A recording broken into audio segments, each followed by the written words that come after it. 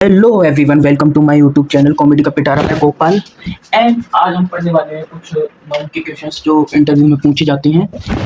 तो हम स्टार्ट करते हैं। Our first question is JavaScript fundamentals. JavaScript के फंडामेंटल्स जान लेते हैं पहले। वेरिएबल्स जो होते हैं, वेर लेट कॉन्स्ट, वेर जो होता है वेरी करता है, मीन्स उसकी वैल्यू वेरी करेगी। लेट जो होता है वो भी वेरिएबल डाटा के लिए यूज होता है। कॉन्स्ट जो होता है फिक्स्ड डाटा और नंबर के लिए यूज होता है। डाटा टाइप्स जो है प्रिमिटिव नॉन प्रिमिटिव होते हैं, और इसे प्रिमिटिव एंड रेफरेंस भी बोल सकते हैं जो नॉन प्रिमिटिव होते हैं। और बाकी टाइप कोइजन और वर्सेस डबल इक्वल्स टू क्या होता है, ट्रिपल इक्वल्स टू क्या होता है, इसके बारे में थोड़ा हम डेप्थ में जानेंगे आगे। और जो होता है ट्रूली एंड फॉल्सी वैल्यूज क्या होती हैं। तो जो हमारा वेर लेट कॉन्स्ट होता है, वेर मान लीजिए a इक्वल्स टू 10 है एंड लेट मान लीजिए b equals to 20 and const is equals to const c equals to 30। Then जो हमारा वेर जो मैंने a इक्वल्स टू 10 बताया है वो होता है रीडिक्लेयर्ड और री अलाउड वैल्यू होता है। मतलब उसमें वैल्यू को आप फिर से डिक्लेयर कर सकते हैं, ये चीज़ उसमें अलाउड होती है।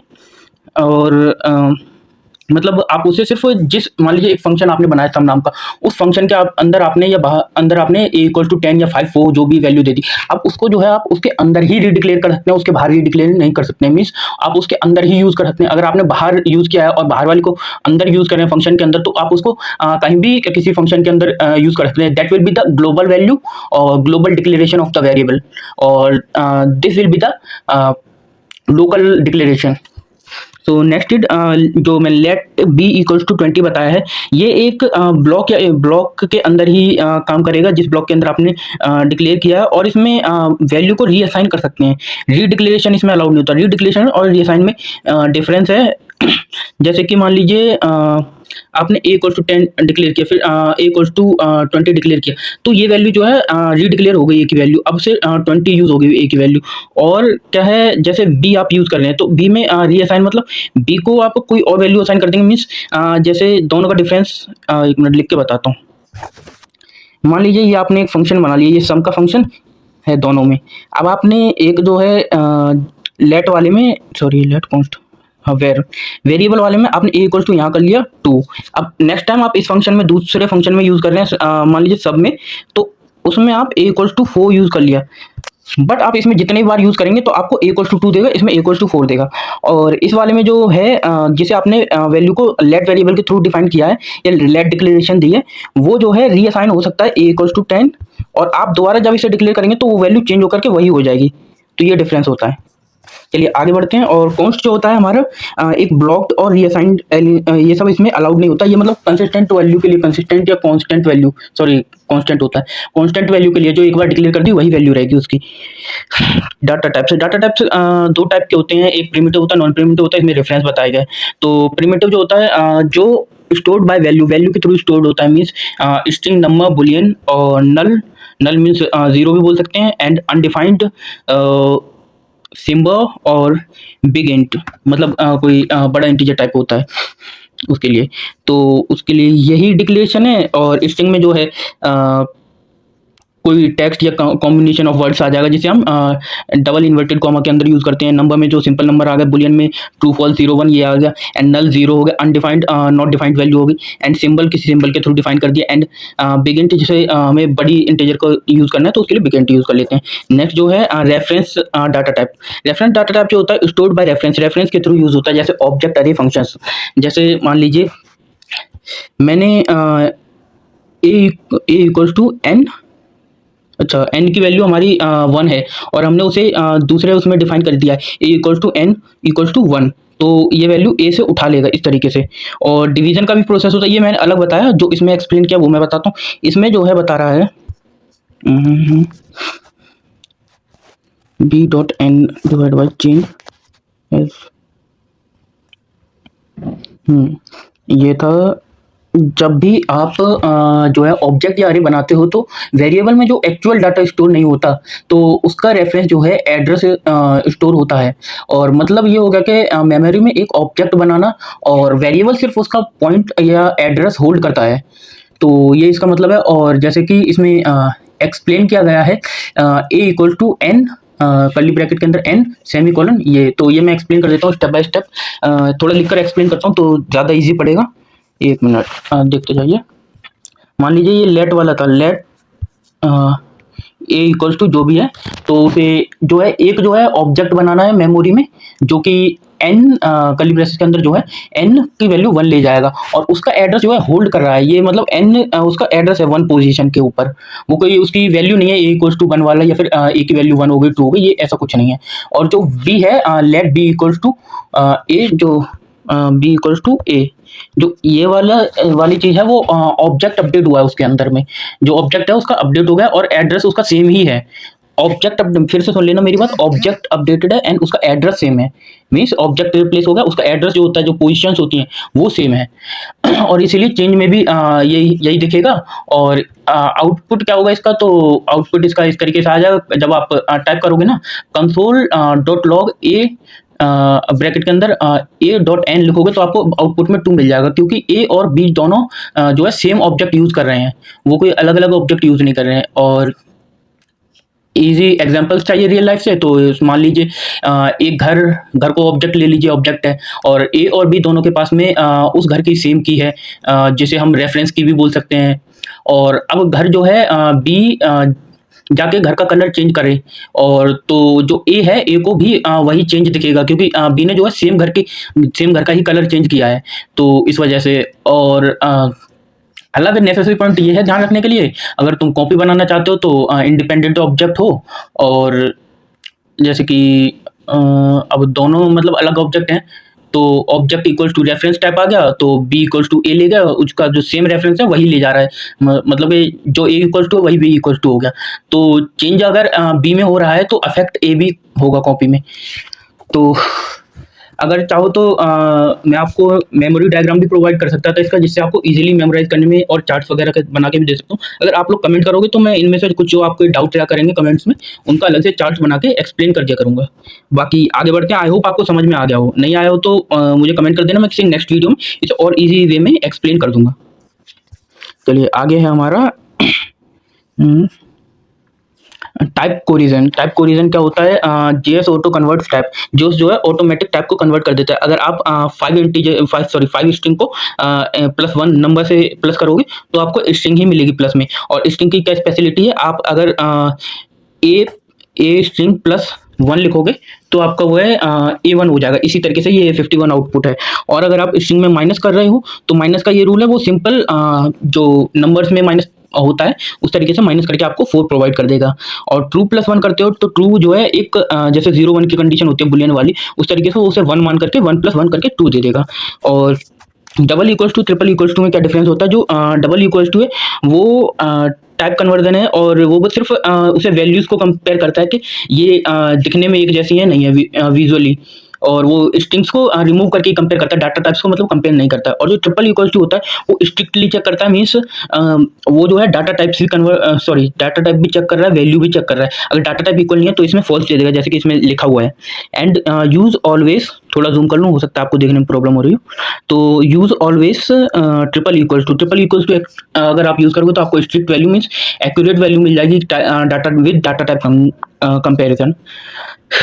ट्रूली एंड फॉल्सी, जो फॉल्सी होता है उसके अंदर में जैसे फॉल्स आ गया, 0 आ गया, नल आ गया, अनडिफाइंड आ गया, नन आ गया, ये सारी वैल्यूज आ जाती हैं। और एवरीथिंग एल्स इक्वल्स टू, जो उसके छोड़ करके जो भी चीज़ें हो गई वो सब ट्रूली में हो गई। मीन्स अगर स्ट्रिंग के अंदर 0 है तो फिर वो भी ट्रूली हो गया। And square bracket conversion, square bracket only, वो भी, एंड कर्ली ब्रेसेस एंड 1, ये सब ट्रूली में आ गए।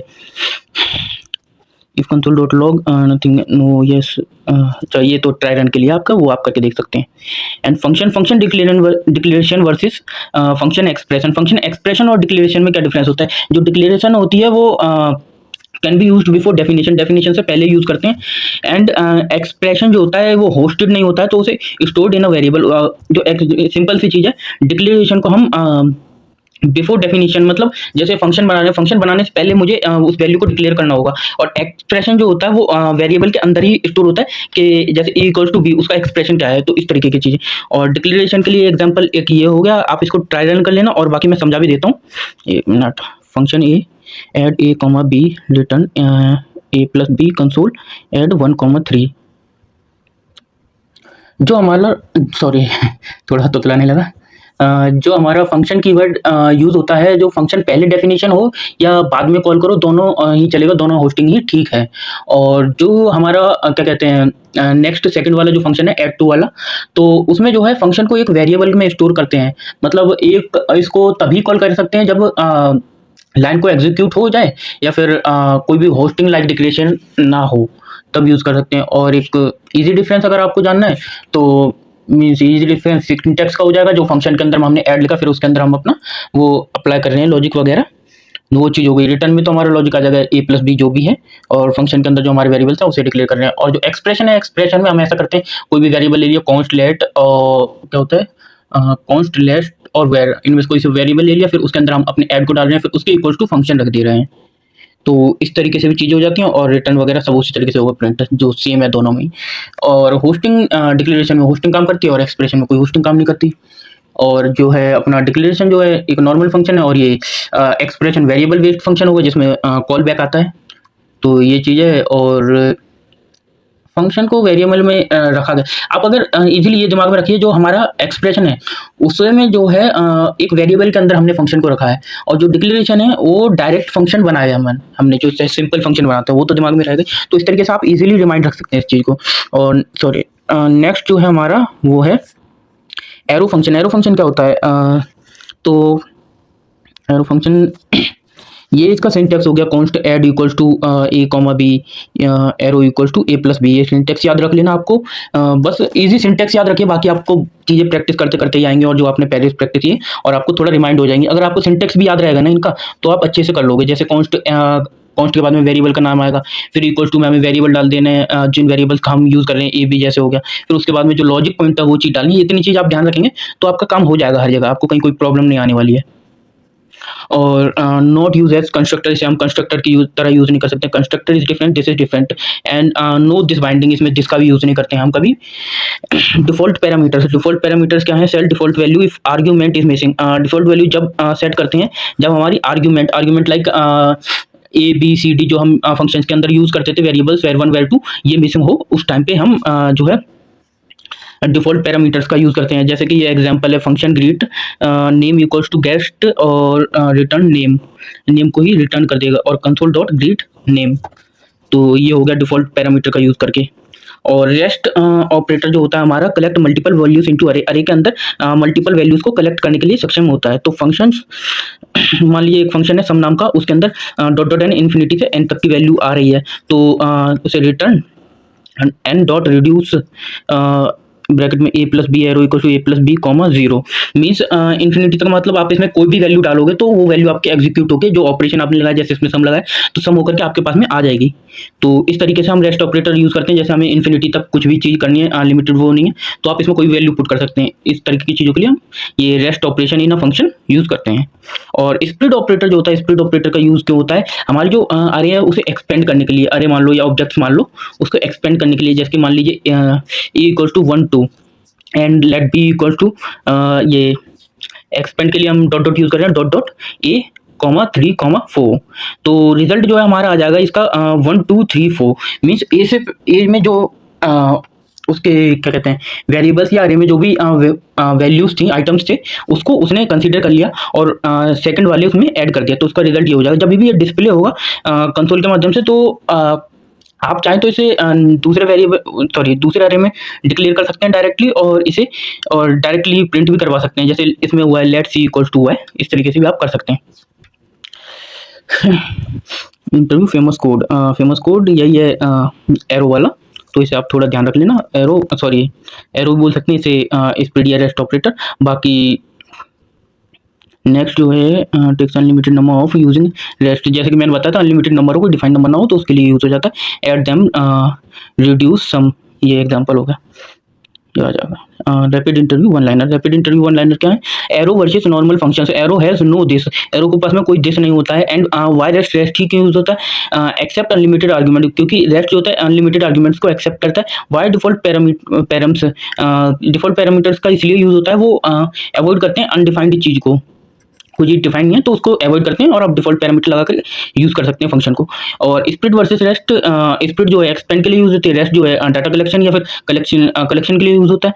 और स्कोप और होस्ट में क्या डिफरेंस है? स्कोप जो होता है where a variable is accessible, जहाँ पे वेरिएबल जो है एक्सेसिबल है, यूजेबल है, उसे कह देते हैं स्कोप। और स्कोप कह देंगे। एंड जैसे स्कोप में जो मैंने पहले यूज़ किया था ग्लोबल एंड लोकल स्कोप, तो वो स्कोप ही होता है। ग्लोबल वेरिएबल भी बोल सकते हैं, कई बार स्कोप भी बोल देते हैं कि उसको कहाँ तक का उसका स्कोप है, कहाँ तक उसकी पहुँच है, कहाँ तक उसे यूज़ किया जा सकता है ये चीज़। And let G equals to 10, तो function test console dot G, G की वैल्यू यहाँ प्रिंट हो जाएगी, test blank test 8 G equals to 9 and test 9। तो इसका डिक्लेरेशन भी हो रहा है। इसका ग्लोबल स्कोप है, मीन्स आप कहीं भी कोई फंक्शंस बना रहे हो दूसरा, उसके अंदर भी आप यूज कर सकते हो, क्योंकि इसे जो है डिक्लेयर फंक्शन के बाहर किया गया है। फंक्शन स्कोप क्या होता है? जब आप फंक्शन के अंदर, जैसे मैं पहले ही बोल रहा था, फंक्शन के अंदर वाली चीज को फंक्शन के अंदर ही यूज कर सकते हैं। Var is accessible only inside function. Block scope, अब ब्लॉक स्कोप क्या होता है? लेट एंड कॉन्स्ट जो होता है work only inside a block. जैसे आपने एक ब्लॉक है ये, जैसे कर्ली ब्रेसेस यूज कर लो, उसके अंदर ही यूज होगा। एग्जांपल के लिए आपको ये होगा इफ ट्रू इक्वल टू, ये कर्ली ब्रेसेस अंदर ये दोनों को वैल्यू डिक्लेयर कर दी, ये हो गई एग्जांपल। एंड होस्टिंग क्या होती है? JS moves declaration to top before execute. Hoisting वो होती है जेस जो है डिक्लेरेशन को टॉप में मूव कर देती है before the execution, that is called hoisting. Hoisting of var, var की होस्टिंग कैसे होगी? कंसोल डॉट लॉग ए, ये अनडिफाइंड हो गया तो ये करेक्ट होस्टिंग नहीं है। Reason var is hoisted value assigned later, var को पहले ही होस्ट कर दिया, वैल्यू बाद में असाइन की, तो ये कोई सही तरीका नहीं है। बाकी लेटम के लिए भी ये रेफरेंस एरर हो गया। जब होस्टिंग जो है हमें बाद में करनी है, पहले उसकी वैल्यू डिफाइन करनी है।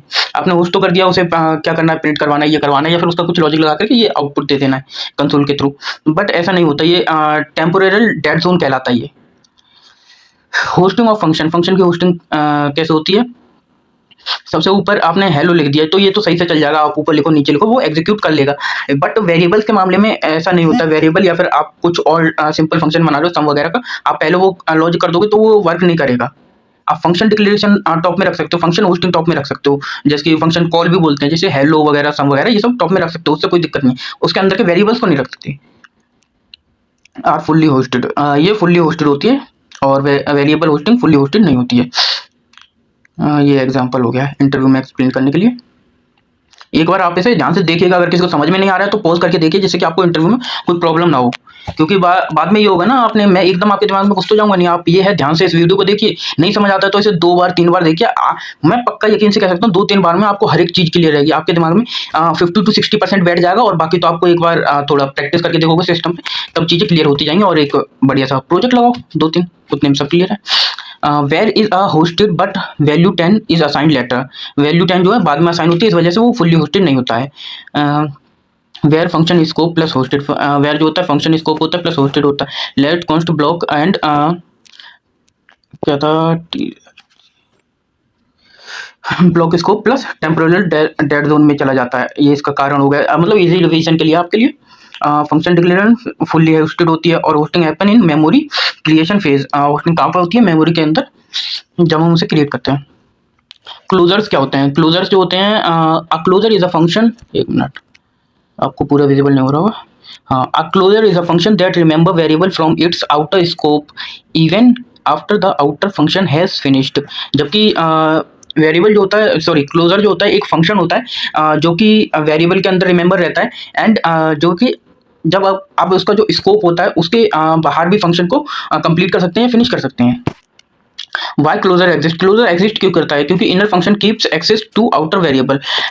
ये इसलिए एग्जिस्ट करता है क्योंकि जो इसका आउटर वेरिएबल है उसमें भी इनर फंक्शन को एक्सेस किया जा सके या रखा जा सके। बेसिक क्लोजर का एग्जांपल ये हो गया, function outer let equal to x equal to 10 and return function inner and return x and step 1 call outer. Outer को कॉल करनी पड़ेगी, and store the return inner function in variable const get x.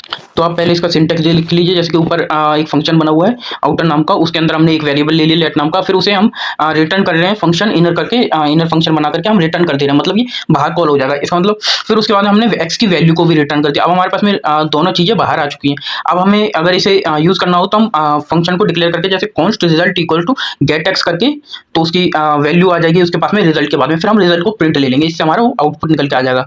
Means x क्या था जो अंदर function के अंदर था। तो यही होता है क्लोजर फंक्शन का काम। यूज्ड इन काउंटर, काउंटर में कैसे यूज होता है function counter, C equal to this return plus plus C. ये तो इजी है, ये तो आप सबको आता ही होगा, बाकी एक बार सिंटेक्स देख लीजिएगा। और सी इज प्रिजर्व्ड बाय क्लोजर, सी जो है क्लोजर के थ्रू प्रिजर्व्ड हो रखा है। और अपडेट ऑन ईच कॉल, जब जब आप कॉल करोगे तब वो अपडेट हो जाएगा। अगर आप थोड़ा फोकस करके देखोगे तो इसमें जो है फंक्शन के बाहर में क्लोजर कैसे हो गया, जैसे अंदर हमने सी को डिफाइन कर लिया, सी को डिफाइन करने के बाद में रिटर्न में हमें प्लस प्लस सी हो गया, मतलब हर बार आप में सी की जो है वैल्यू बढ़ती जाए, जैसे एक टाइम 1 हो गया तो नेक्स्ट टाइम 2। अब ये कैसे होगा, काउंटर या फिर आप कॉन्स्ट ए इक्वल्स टू भी कर सकते हो। ए इक्वल्स टू काउंटर ले लिया जो फंक्शन का नाम है, फिर उसे जब आप काउंट को जब बार बार कॉल कर रहे हो या प्रिंट कर रहे हो तो जो है वो प्रीवियस वैल्यू को रिमाइंड करके उसे प्लस करते जा रहा है। सी इज प्रिजर्व्ड, ये तो बता ही दिया था, ये प्रिजर्व्ड है और बार बार अपडेट हो रहा है। यूज्ड इन करिंग, करिंग में क्या यूज कैसे हो रहा है, ये जो करिंग होता है उसमें जो है जो हर एक फंक्शन होता है वो अपनी प्रीवियस आर्गुमेंट को रिमेंबर रखता है। जैसे एग्जांपल के लिए इसमें दिया गया है const add a equals to b arrow equals to c arrow equal to, फिर उसमें जो प्लस माइनस करना है वो चीज़ आ गई। और फिर उसके बाद में आप जो कंसोल ऐड में अपनी वैल्यूज पास कर सकते हैं, उसके बाद में जो है वो अपनी हर एक प्रीवियस वैल्यू को याद रखेगा और साथ में प्लस कर देगा। ये स्ट्रिंग में भी काम कर जाएगा अगर आप स्ट्रिंग्स पास करते हो, जैसे स्ट्रिंग्स का नेचर होता है उस अकॉर्डिंग ये काम करेगा। ये तो सिंपल सा काउंटर कोड है, बाकी ये पहले एक्सप्लेन कर चुका हूँ मैं आपको, ये कुछ नहीं है, उसी का ही थोड़ा सिंप्लीफाइड वर्जन है। आपको चाहो तो अभी एक्सप्लेन कर देता हूँ। जो इससे ऊपर वाला कोड था काउंटर वाला, उसमें जो है आप काउंटर को एक वैल्यू वेरिएबल को काउंटर असाइन कर दे रहे थे, जिसकी वजह से वो उसे रिमाइंड रख रहा था। बट आप इसमें डायरेक्ट ही फंक्शन काउंटर फंक्शन का यूज़ कर रहे हैं तो इसे बार बार अपडेट नहीं करेगा, इसे जो है रिक्रिएट कर देगा हर एक टाइम जब आप इसे क्लोज करो तो कॉल करोगे। ये कुछ इंटरव्यू क्वेश्चंस जो पूछे जा सकते हैं या रिमाइंड रखने में आपको इजी रहेंगे। Closure equals to function plus lexical scope, उसका स्कोप जो है लेक्सिकल होता है क्लोजर का, मींस जो फंक्शन के अंदर कुछ आपने डिक्लेयर किया उसे आउटसाइड कैसे यूज करें वो चीज़ होती है। और बाकी आप उसका सिंटेक्स याद रखिए और आप अपना लिखते होगे अगर आपके दिमाग में इतनी चीज़ भी है तो। Data privacy using closure, closure का यूज़ करके अंदर का डाटा जो है सिक्योर रहता है। एंड अवॉइड ग्लोबल वेरिएबल्स, इसे ग्लोबल वेरिएबल्स को अवॉइड कर सकते हैं। And memory stay until closure exist, memory जब तक रहेगी जब तक क्लोजर एग्जिस्ट करता है, अगर क्लोजर नहीं तो मेमोरी नहीं। कॉमन इंटरव्यू ट्रैप, इसे एक बार आप देख लेना, ये सब मैं ऊपर एक्सप्लेन कर चुका हूँ। अब अरे क्या होता है, अरे के अंदर में काफ़ी सारी चीज़ें आती हैं, जैसे मैप हो गया, फिल्टर हो गया, रिड्यूस हो गया, तो हम इसे एक एक करके देखते हैं। जो मैप होता है वो transform each element and return new अरे, ईच एलिमेंट को ट्रांसफॉर्म करता है एंड न्यू अरे को रिटर्न करता है मैप एलिमेंट। चलिए आपको स्टेप बाय स्टेप और इजी करके समझाता हूँ। पहले तो ये आप ये जान लीजिए अरे क्या होता है। अरे जो है एक लिस्ट होती है जिसमें मल्टीपल वैल्यूज को हम स्टोर कर सकते हैं या स्टोर होती हैं। वो सेम भी हो सकती हैं, डिफरेंट भी होती हैं, हो सकती हैं, वो मैटर करता है जो आपने बनाई अरे आप पे डिपेंड करता है।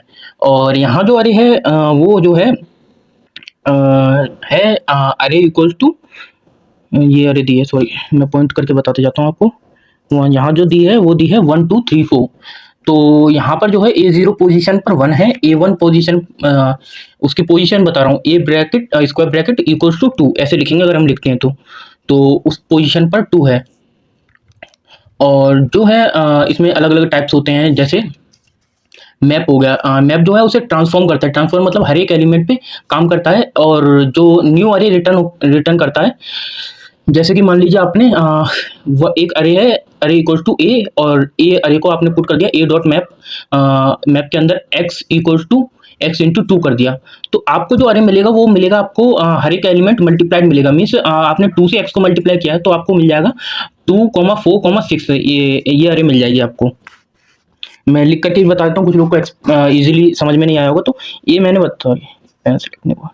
मैंने बताया ए इक्वल्स टू एक अरे है जिसके अंदर 1 2 3 4 है। तो अब हम नेक्स्ट जो कर रहे हैं ए डॉट मैप। अब हमने मैप का कैसे यूज करेंगे, मान लीजिए हमने एक्स मान लिया, इसमें आप कोई भी वैल्यू डाल सकते हैं।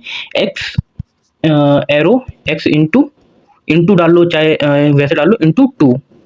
अब जो है आपको जो आउटपुट मिलेगा उसका आउटपुट आएगा, आउटपुट यहाँ पर लिख देता हूँ, 2,4,6 ये इसका ब्रैकेट के अंदर, तो आपका ये आउटपुट जो है आपका आ जाएगा। सिंपल सबको ये हर एक एलिमेंट पे काम करता है, मीन्स सबको चेंज कर देगा, आप जो भी ऑपरेशन अप्लाई कर रहे हो उस अकॉर्डिंग। ये होता है मैप का इजी अंडरस्टैंडिंग, और यही यूज होता है उसका। और नेक्स्ट जो आ जाता है इसमें हमें बता रहा है वो है फिल्टर। फिल्टर का कैसे यूज होता है, सॉरी मैंने स्क्रॉल नहीं किया, मुझे ऐसे याद था वैसे बताने लगा। फिल्टर जो होता है returns element that pass condition, वो उस एलिमेंट को रिटर्न करते हैं जो कंडीशन में पास किए जाते हैं। पास मीन्स समझते हैं जैसे कि कंडीशन लगाता है और उसे सिर्फ मैचिंग एलिमेंट दिखते हैं, वही वो पास कर देता है। जैसे कि मान लीजिए आपने फिल्टर लगा रहे हो, आपको लिख के बताता हूँ ये भी। ए नाम जो हमने पहले अरे ली थी वही अरे ले लेते हैं ए। अब आपने उसमें क्या है, फिल्टर अप्लाई कर दिया, फिल्टर अप्लाई कर दिया एक्स इक्वल टू, ये सिंटेक्स है, सिंटेक्स थोड़ा आपको ध्यान रखना पड़ेगा, हर एक चीज़ तोड़ तोड़ के बताऊंगा, ऐसे वीडियो काफ़ी लंबी हो जाएगी। अभी भी ये काफ़ी ज़्यादा लंबी खिंच चुकी है, अभी बहुत कुछ एक्सप्लेन करना है। Divided by 2 triple equal to, या डबल ट्रिपल इक्वल टू आता है शायद इसमें, इक्वल टू, सॉरी ये मैंने मल्टीपल टाइम्स लिख दिया, एक minute. Back back back back back back, triple equal to, ये हो जाएगा 0। अब जो है जो आपको रिटर्न होगा, मान लीजिए आपने डिवाइडेड बाय 2 किया, डिवाइडेड बाय 2, या सॉरी डिवाइड का अलग साइन होता है, ये हो गया किसका साइन होता है, परसेंटेज का, परसेंटेज या मॉड्यूलस साइन बोलते हैं, इसे मॉड्यूलस हो गया। तो मॉड्यूलस में जो आपको सिर्फ 2,4 ही रिटर्न होगा, क्योंकि अगर आप मॉड्यूलस निकालेंगे 2 से करके तो 4 का ही निकल पाएगा और 2 का ही निकल पाएगा, तो इसलिए 2,4 आ जाएगा, और इन दोनों का ही 0 आ पाएगा, और किसी का 0 मॉड्यूलस नहीं आने वाला है। अगर आप मॉड्यूलस नहीं जानते तो एक बार हल्का सा देख लीजिएगा, तो आपको ये समझने में काफ़ी ज़्यादा ईजी पड़ेगा, क्योंकि बार बार मैं ये चीज़ एक्सप्लेन नहीं कर सकता हूँ। जो पास हो वो वही रखोगे, ठीक है। नेक्स्ट हम उस पर आ जाते हैं अपने, क्या है हमारा, रिड्यूस। जो रिड्यूस होता है, रिड्यूसेस अरे टू अ सिंगल वैल्यू, वो अरे को रिड्यूस करके सिंगल वैल्यू बना देता है। जैसे जो हमारा पूरा अरे है, अरे को एक वैल्यू में कन्वर्ट करता है ये। जैसे एग्जाम्पल के लिए वही सेम उसी पे आ जाते हैं, ए डॉट रिड्यूस, इसमें क्या एग्जाम्पल दिया है, हाँ मेरे वाले को भी देख लीजिएगा, अगर आपको ये समझ आ रहा है तो इसे भी देख लीजिएगा। रिड्यूस ब्रैकेट ब्रैकेट में variable a comma b, sorry b, a comma b arrow a plus B comma 0, same है। ये जो है अब इसका आपको आउटपुट क्या मिलेगा, इसका आपको आउटपुट मिलेगा 10। अब 10 कैसे मिल गया, हमारे ए में जो एलिमेंट थे वो 1 2 3 4 ये सब थे, अब उसे रिड्यूस करके ए कॉमा बी बना दिया। अब उसमें क्या है 0, मतलब उसके जो 0 का मतलब हो गया कंबाइन हो रहा है उसमें इस तरीके से, तो इसका जो है टोटल सम हमें एक बार में दे देगा। हमने ए प्लस बी अप्लाइड किया, वो इनिशियल पोजीशन से उठा करके पूरा सम करके दे देगा हमें, तो इसका 10 आ जाएगा। जैसे 1 + 2 3 और 2 + 3 6, 6 + 4 10, तो इसका आउटपुट जो है 10 आ जाएगा। अब नेक्स्ट जो है हमारा है वो है फाइंड। फाइंड में क्या होता है, रिटर्न्स फाइंड मैच्ड वैल्यू, जो आप वैल्यू ढूंढ रहे हो उस वैल्यू को ढूंढ करके आपको दे देना। तो इसमें जो होता है फाइंड में फर्स्ट एलिमेंट का जो डाटा है और जो कंडीशन पास कर रहे हो आप, उसके अकॉर्डिंग आपको वैल्यू ढूंढ करके और आपको प्रोवाइड कर देगा। जैसे कि ए डॉट फाइंड, थोड़ा इसमें मैं हाथ से ही लिख रहा हूँ इसलिए ये थोड़ा ठीक नहीं आ रहा है, नेक्स्ट टाइम ट्राई करूँगा कि पेन से ही लिखूँ। X arrow x greater than 2। अब इसमें क्या है, जो 2 से ग्रेटर वाली वैल्यू है वो हमें रिटर्न करनी है। 2 से ग्रेटर कौन सी वैल्यू है वो आप ढूंढ रहे हो, तो वो वैल्यू होगी 3, और इसमें एक से ज़्यादा नहीं, ये सिंगल पे ही काम कर रहा है। आप अगर उसकी जो इमीडिएट या एग्जैक्ट वैल्यू होता है वही देता है, जो पहले मिल गया वही रिटर्न कर देगा, उसके आगे नहीं बढ़ेगा। और नेक्स्ट जो है हमारा है सम। जो सम होता है मतलब इसमें एनी वैल्यू, मतलब कोई भी वैल्यू जो भी क्या कहते हैं ट्रू हो जाएगी। अगर एक भी एलिमेंट इसमें ट्रू है तो उसे ट्रू दे देगा। मीन्स आपने चेक किया कि ए डॉट सम, जो इसमें एग्जांपल दिया वही बता रहा हूँ, a dot some x arrow x is greater than 2। अब ग्रेटर देन 2 इसमें एग्जिस्ट करता है या नहीं करता है, greater than 2 exact value exist करती है, तो इसको जो है वो ट्रू दे देगा, इसका आउटपुट आएगा ट्रू। तो जैसे कोई एक भी पास हो गया तो वो उस केस को ट्रू दे करके आपको पकड़ा देगा। और हमारा जो नेक्स्ट है वो है एवरी। एवरी में जो होता है हर एक वैल्यू ट्रू होनी चाहिए। अगर आपकी हर एक वैल्यू ट्रू है, और जैसे कि कंडीशंस तो आप अब समझ ही गए हैं 2-3 एग्जांपल्स के बाद में, तो मैं डायरेक्ट बताते जा रहा हूँ, तो वो उसे ट्रू दे देगा। जैसे कि आपने एक्स ग्रेटर देन 0 चेक किया तो सारे ही हैं, तो हर एक वैल्यू ट्रू होगी तो आपको ट्रू पास करके दे दिया। ये सिंपल, इसमें सब पास होने चाहिए। पास मीन्स वैसे पास वाले नहीं, एक से दूसरे पे पास मीन्स पास फेल वाला पास। थोड़ी कई बार वर्डिंग में भी स्टूडेंट्स कंफ्यूज हो जाते हैं। फिर आ जाता है हमारा रिमूव डुप्लीकेट्स। रिमूव डुप्लीकेट्स में मतलब फिल्टर अप्लाई करोगे आप, वी आई जे जो भी v i j equal to arrow, sorry पूरा बताता हूँ, a dot filter v i a ये अलग है, A1 वी आई A1 मान लेते हैं एक एलिमेंट, तो A1 डॉट इंडेक्स वी, जहाँ पे मैं ए इसमें ए लिख कर आ रहा है वहाँ पे आप A1 सपोज कीजिए, और वी ट्रिपल इक्वल्स टू आई। अब उसे क्लोज कर दिया। क्लोज करने के बाद में जब आपके पास में जो वैल्यू आएगी वो 1 2 3 आएगी। अब जब आप इंडेक्स ऑफ लगा रहे हो ना, वो इंडेक्सेस के हिसाब से उसे फिल्टर करके दे देगा, जैसे यूनिक वैल्यू जो रहेगी उस पोजीशन पे। तो इस तरीके से ये काम करता है। और बेस्ट वे तो ये रहेगा कि आप अगर इजीली और ज़्यादा शॉर्ट सिंटेक्स चाहते हो तो स्क्वायर ब्रैकेट के अंदर ट्रिपल डॉट लगा करके न्यू सेट लिख करके और उसे कर्ली ब्रेसेस, फिर उसके अंदर जो हमारा एरे है उसे पास कर दीजिए, तो वो अपना फिल्टर करके आपको दे देगा, जो रिमूव डुप्लीकेट्स को जो है रिमूव करके दे देगा। अब फ्लैटन अरे क्या होता है? फ्लैटनर होता है जैसे कि अरे के अंदर अरे नेस्टेड अरे, तो उसमें से वो नेस्टेड अरे को सिंपल फ्लैटन अरे बना करके दे देगा। जैसे आपने जैसे मान लीजिए ये एग्जांपल है ऊपर वाला, आपको पेंसिल एरो बना कर बताता हूँ, ये हो गया।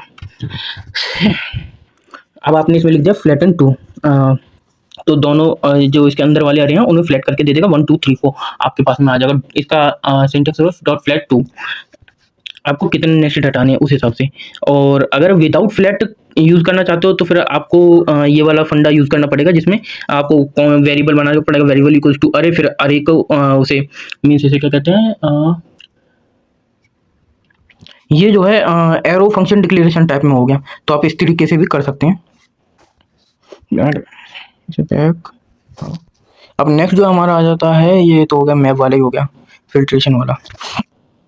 जो मैप होता है multiple each elements bye 2 and return new अरे को रिटर्न कर देगा जब एलिमेंट्स बाय 2 को करेंगे तो। एंड अल्ट्रा फास्ट के लिए मैप का काम क्या जो होता है, ट्रांसफॉर्मेशन होता है, फिल्टर का काम होता है सिलेक्ट करना, रिड्यूस का काम होता है अक्यूमुलेट करना, एंड फाइंड का काम होता है फर्स्ट मैच ढूंढ करके आपको दे देना, एंड सम का काम होता है एनी ट्रू वैल्यू मिल जाएगी तो आपको वो ट्रू दे देगा, एंड एवरी का काम होता है सारे ट्रू होंगे तो आपको ट्रू रिटर्न करके दे देगा। और जो ऑब्जेक्ट होता है उसमें ऑब्जेक्ट डिस्ट्रक्चरेशन मीन्स ऑब्जेक्ट को तोड़ना फिर उसको वापस स्ट्रक्चर्ड करना। तो इसमें extra object property into variable, object को एक्सट्रैक्ट करेंगे, उसके प्रॉपर्टीज को वेरिएबल्स में डिवाइड करके फिर आपको इसे सॉल्व करके दे देंगे। जैसे कि const user equals to name Gopal as ये, and const equals to name comma Gopal equals to user, ये होगा यूजर का। फिर उसके बाद में योर कोड लाइन, अच्छा एक लाइन में अगर आप लिखते हैं तो आप इसे एक लाइन में यूज़ कर सकते हैं, get user dot name and user dot age, तो आपको जो आपने डिफाइन किया था उसकी एज और वो चीज़ें मिल जाएंगी आपको। ये स्ट्रक्चर्ड हो गया, ये डिस्ट्रक्चर्ड हो गया। और rename and default in destructuring, इसमें रीनेम और डिफ़ॉल्ट डिस्ट्रक्चरिंग में name equal to user name and destructuring and object method से, ये तो इजी है, कुछ नहीं है। डिफ़ॉल्ट में मतलब कुछ यूज़ में यूज़र नाम डाल दिया और सिटी एक कॉमन कर दी, तो बाद में नेम्स उस अकॉर्डिंग ऐड करते जाएंगे या चेंज करते जाएंगे बाद में। क्योंकि ये जो फंक्शन इनसाइड ऑब्जेक्ट बता रहे हैं जिसे ऑब्जेक्ट मेथड्स भी बोलते हैं, तो ये सेम उसी तरह हो गया होस्टेड नहीं फंक्शन एक्सप्रेशन की तरह, फंक्शन एक्सप्रेशन की तरह होगा जो मैंने पहले सिंटेक्स बताया था कि एक वेरिएबल के अंदर हम फंक्शन को बना लेते हैं, उसी टाइप में ये हो गया। तो इस तरीके से भी आप यूज़ कर सकते हैं। जो हमारी शैलो कॉपी होती है वो कॉपी करती है ओनली फर्स्ट लेवल पे, मतलब फर्स्ट लेवल पे आपकी कॉपी होगी, सेकंड लेवल पे कॉपी नहीं होगी। तो इसका मतलब ये हो जाता है, जैसे आप मान लीजिए ए इक्वल टू जो इसमें दे रखा है नेस्टेड सेट है, और पी इक्वल टू एक ऐसे ए डॉट डॉट ए दे रखा है, मतलब ए तक की वैल्यू ले लेंगे जो उसमें मानी गई है, और फिर आप उसे b dot y dot set कर रहे हैं, मीन्स उसका मल्टीप्लिकेशन कर रहे हैं इक्वल्स टू 5 आपने शो कर दिया। जब आपको उसको कंसोल में डाल करके ए के साथ में मल्टीप्लाई करेंगे तो उसने जो अपना फर्स्ट लेवल को कॉपी किया, मीन्स जो उसमें से ए में से जो था उसने सिर्फ नेस्टेड वाली पोजीशन को एक्वायर नहीं की, नेस्टेड वाली वैल्यूज को नहीं लिया उसने, जो उसकी आपका वैल्यू x इक्वल्स टू 1 लिया, तो 1 से मल्टीप्लाई करके उसका आंसर 5 ही आएगा। तो ये चीज़ है। और जो डीप कॉपी होती है, डीप कॉपी में ऐसा होता है कि अगर आप जेसन के थ्रू डीप कॉपी कर रहे हैं तो आपका उसमें हर एक एलिमेंट कॉपी हो रहा है, y इक्वल्स टू जेड भी कॉपी हो रहा है, y इक्वल्स टू भी 2 आपका मल्टीप्लाई होगा, और आप उसमें कुछ अप्लाई करते हैं या कुछ लॉजिक वगैरह लगाते हैं, तो इस तरीके से चीज़ें काम करती हैं। इसमें डीप कॉपी में मतलब आपकी point to point copy, and जो आपकी शैलो कॉपी होती है वो आपका फर्स्ट लेवल ही कॉपी करेगी। B equal to structured clone, वो एक स्ट्रक्चर्ड क्लोन आ गया। अब इसका शॉर्ट आंसर्स में देख लेते हैं। डीएसट्रिकिंग क्लियर एंड शॉर्ट सिंटेक्स होता है इसका, ठीक है। एंड दिस होता है रेफरेंस टू करंट ऑब्जेक्ट के लिए। And shallow copy share nested reference, nested का रेफरेंस शेयर करती है, ना कि उसकी exact value. And deep copy जो होती है फुल्ली इंडिपेंडेंट कॉपी होती है, हर एक एलिमेंट को कॉपी करेगी। एंड कॉमन इंटरव्यू ट्रैप्स, इसके लिए आप ये एग्जांपल देख लेना, इस पे इतना कुछ है नहीं, फिर भी मैं आपको थोड़ा सा बता देता हूँ कि इसमें जो है सेम ही रेफरेंस को यूज़ किया गया है। U two equal to u one, u one ने यू वन को जो है इक्वल टू ये हो गया कर्ली ब्रेसेस इक्वल टू, ये सेट हो गया नेम की वैल्यू ए ले ली उसने, नेम आइटम है उसकी वैल्यू ए। तो जो है user two dot name equals to b किया, तो उसकी जो है यू टू की अब वैल्यू चेंज हो चुकी है, जिसकी वजह से यू टू जो है यू वन का रेफरेंस था। तो जब आप यू वन को अब प्रिंट करेंगे तो यू टू की जो वैल्यू थी वही प्रिंट करके देगा, जो कि हमने अपडेट कर लिया बी। तो आपको अब बी होकर के मिलेगा। इसका रीज़न ये है कि रेफरेंस सेम था और ये कोई कॉपी नहीं थी, उसका रेफरेंस यूज़ कर रहे थे। रिवर्स स्ट्रिंग, अब रिवर्स स्ट्रिंग के बारे में पढ़ लेते हैं। स्प्लिट, पहले तोड़ो उसे, फिर रिवर्स करो, फिर वापस से ज्वाइन कर दो। ये इसमें फंडा यूज़ होता है। जैसे एग्जांपल के लिए ये हो गया, एक हेलो नाम की स्ट्रिंग ले ली। अब स्ट्रिंग में ये क्या कहते हैं फंक्शन अप्लाई कर दिया, split dot reverse dot join, मतलब वो पहले स्प्लिट होगा, फिर रिवर्स होगा, फिर ज्वाइंट होगा। ये फंक्शन, ये जो है सिंटैक्स सेम ही रहेगा, इसे तो आप एकदम दिमाग में बैठा लीजिए तो ही बेटर है, कहीं आपको क्वेश्चन आता है तो सेम ही चीज़ आपको अप्लाई करनी है। उसने अपोजिट किया, फिर उसे स्प्लिट कर लिया, अपोजिट कर लिया, फिर उसने आपको रिवर्स करके दे देगा आपको str console.ab। तो आपका जो आउटपुट आएगा इसमें आ जाएगा OLLEH आ जाएगा। आप अगर ट्राई करके देखोगे तो आपको ज़्यादा समझ में आएगा। और कन्वर्ट स्ट्रिंग टू, और जो ये पहले जो है रिवर्स के प्रोसेस में ये जो है स्ट्रिंग को अरे में कन्वर्ट करता है, फिर उसे रिवर्स करता है, रिवर्स करने के बाद में उसे बैक से ज्वाइन कर देता है, पीछे से ज्वाइन कर देता है। जैसे 1 2 3 4 मैंने एक स्ट्रिंग दे दी तो वो इन्हें तोड़ लेगा अलग अलग, 1 2 3 ये अलग अलग स्ट्रिंग्स बन गई, फिर उसे बैक से ज्वाइन कर देगा इस तरीके से। Reverse string without using reverse, अगर आप ये प्री डिफाइंड फॉर्मेट का यूज़ नहीं करना चाहते प्री डिफाइंड फंक्शन का, तो आप इस तरीके से भी कर सकते हो कि फॉर का यूज़ करके। जैसे कि अगर आप जो है बिना प्री डिफाइंड ये फंक्शंस जो है स्प्लिट क्या था स्प्लिट जॉइंट और रिवर्स के यूज़ करके करना चाहते हैं, तो उसके लिए इजी तरीका एक ये है कि इसमें जो है हमने जो ये कोड लिखा है इसके अंदर हर एक कैरेक्टर जो है आगे ऐड करते जाओ, मतलब हर एक जो उसका कैरेक्टर है स्ट्रिंग का आगे ऐड होता जाएगा, और ऐड होने के बाद में रिजल्ट को उल्टा बन जाता है, तो उसे सिंपल प्रिंट करके आपको दे देगा। तो ये चीज़। अब पैलिंड्रोम क्या होता है? पैलिंड्रोम जो होता है स्ट्रिंग सेम हो फॉरवर्ड या बैकवर्ड, आगे या पीछे से, दोनों तरफ से स्ट्रिंग सेम हो। एग्जांपल के लिए ले लिया मैडम, उसमें दोनों तरफ से आप उसे उल्टा लिख लो, पीछे साइड से पढ़ लो चाहे आगे साइड से, दोनों में सेम ही रहेगा।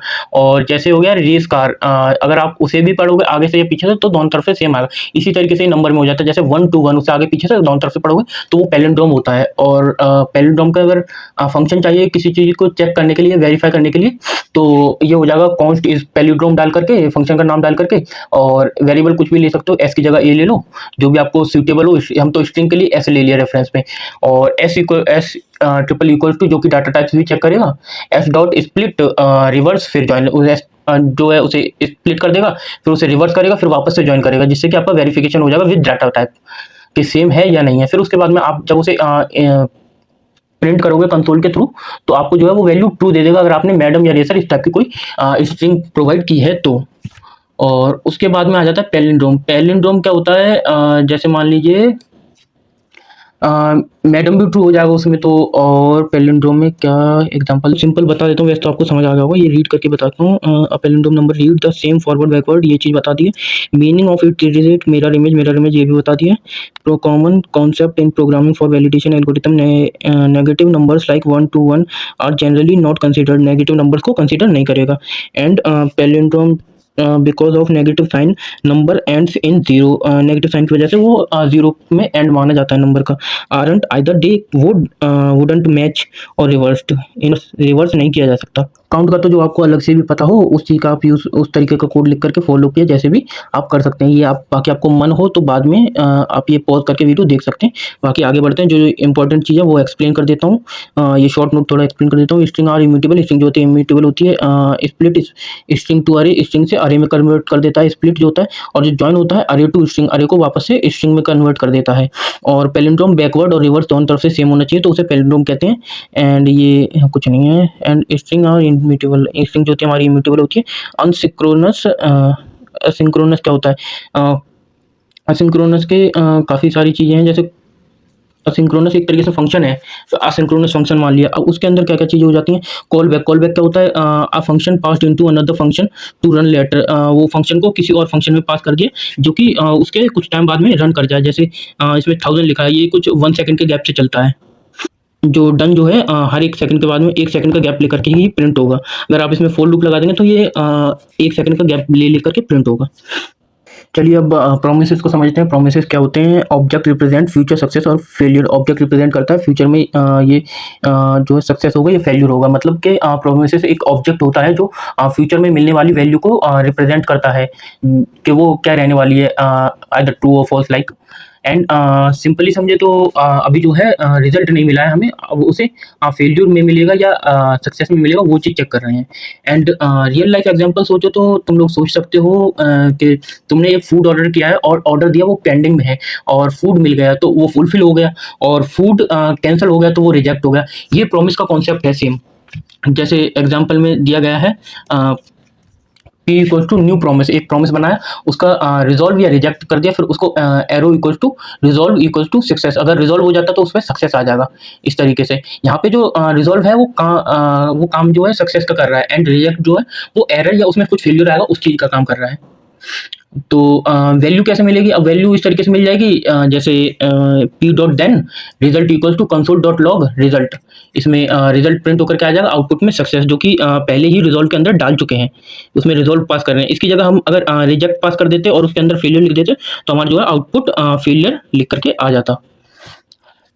और डायरेक्ट कंसोल डॉट पी लिखेंगे तो जो वैल्यू नहीं मिलेगी, और आप अगर डॉट देन लिखते हैं तो उसे यूज़ करना पड़ेगा, डॉट देन को यूज़ करना पड़ेगा आपको, जिससे आपको जो है सक्सेस या फेल्यूर जो भी आपका प्रॉमिस है वो आपको प्रोवाइड हो जाए या मिल जाए आउटपुट में। और जो है स्टेटस की बात करें, जैसे पेंडिंग, फुलफिल्ड, रिजेक्ट, तो पेंडिंग जो होता है मतलब अभी वो स्टार्ट है या फिर वो ऑन प्रोसेस है, और फुलफिल्ड मतलब वो रिजॉल्व कॉल हो जाएगा उसमें, और रिजेक्ट हुआ तो फिर उसमें रिजेक्ट कॉल हो जाएगा।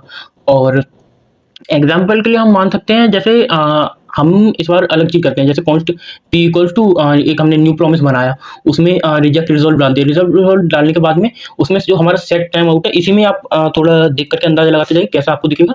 जो सेट टाइम आउट है उसके अंदर रिजल्ट में आपने डाल दिया, डाटा मिल गया। अब उसने आपने जो सेट टाइम आउट लगाया वो लगाया 2000 में, 2 सेकंड का गैप लेगा। तो जब आप p dot then res equals to console res करेंगे तो आपको जो है वो 2 सेकंड बाद में आउटपुट आएगा, और ये एक असिंक्रोनस बिहेवियर है। आपका जो है आउटपुट होगा वो कि डाटा मिल गया, और उसकी जगह ही आप अगर रिजेक्ट बीच में पुट करके और उसमें डाल दें एरर आ गया, तो जब आप मान लीजिए उसे जब रन करेंगे तो वो आ जाएगा कि एरर आ गया। और रिजेक्ट के मामले में आप जो है यूज़ करेंगे पी डॉट सिंटेक्स, रिजेक्ट के मामले में अलग हो जाता है, कैच, फिर error equal to console dot log, उसके अंदर एरर, इस तरीके से आप यूज़ करेंगे। और जो है जो हमारा डॉट देन जो हम यूज़ कर रहे हैं वो एक्सेप्ट या सक्सेस के मामले में यूज़ करते हैं, एंड जो हम डॉट कैच यूज़ करते हैं वो एरर आने के मामले में यूज़ करते हैं, मीन्स फेलियर के चांसेस में। तो प्रोमिसेस को इसी तरीके से यूज़ करते हैं। और बाकी आप अगर जो हमारा प्रॉमिस है वो एक असिंक्रोनस बिहेवियर शो करता है हमारे सॉल्यूशंस के में, जिसमें स्टेजेस जो होती हैं पेंडिंग, फुलफिल या रिजेक्ट को बता देता है। एंड और उसमें जो देन होता है, देन यूज़ होता है मिली है वैल्यू, और डॉट कैच यूज़ होता है वो एरर हैंडल के लिए। एंड असिंक्रोनस या वेट का जब हम यूज़ करते हैं उसमें ये मॉडर्न यूज़ है, जिसमें जब हमारा वेट में या प्रोसेसिंग में रहता है उस टाइम पे यूज़ करते हैं। देन और कैच के लिए आप थोड़ा इस पे नज़र मार सकते हैं। बाकी तो मैंने वैसे थ्योरेटिकल एक्सप्लेन कर दिया है क्या-क्या होता है, क्या नहीं होता है, वेट और उसका असिंक का। नेक्स्ट जो हमारा आएगा, हाँ, एरर हैंडलिंग। एरर हैंडलिंग क्या